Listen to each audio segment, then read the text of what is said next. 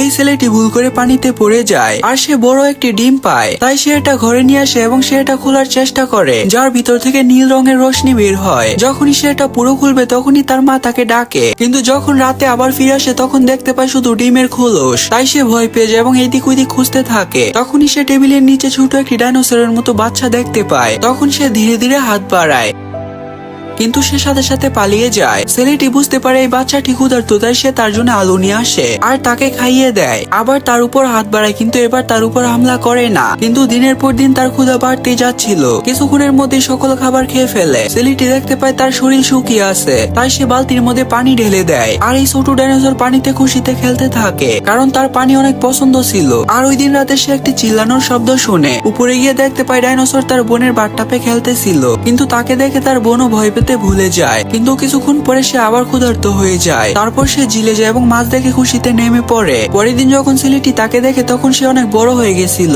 এখন তাকে আর ঘরে রাখা সম্ভব না। ছেলেটি এবং তার আঙ্কেল নদীতে তাকে ছেড়ে দিয়ে আসতে যায়, কিন্তু সে যেতে চায় না। তখন আঙ্কেল আলু পানিতে ফেলে এবং ডাইনোসর তা ধরতে চলে যায়। আর ছেলেটি কষ্ট পেয়ে তাকে বিদায় জানায়। 1 মাস পরে সে আবার নদীতে যায়, আর হঠাৎ পানি থেকে বড় একটি জীব বেরিয়ে আসে। আর এটা ওই ডাইনোসরটি ছিল, কিন্তু সে এখন অনেক বড় হয়ে গেছে। আর ছেলেটি তার গলায় চলে যায়, আর দুজন জিলে অনেক সুন্দর করে খেলতে থাকে। কিন্তু তখনই একজন অফিসার তাকে দেখে ফেলে, আর পরের দিন সেনা তাকে ধরতে চলে আসে, আর গোলাবাজি শুরু হয়ে যায়। ছেলেটি তাকে বাঁচানোর অনেক চেষ্টা করে। সৈনিকরা পানিতে বড় একটি লোহার জাল ফেলে দেয়। ছেলেটি তাকে সাহস দিয়ে আগে যেতে বলে, আর ডাইনোসর তার পুরো শক্তি দিয়ে জাল পার করে ফেলে এবং সমুদ্রে চলে যায়। পরের দিন সকালে সে আবার তাদের কাছে আসে এবং লাস্টবারের মতো বিদায় জানায়। আচ্ছা, এখন বলো, তুমি কি এরকম কিউট জীব পালতে চাইবে? লাইক করে কমেন্টে জানাও।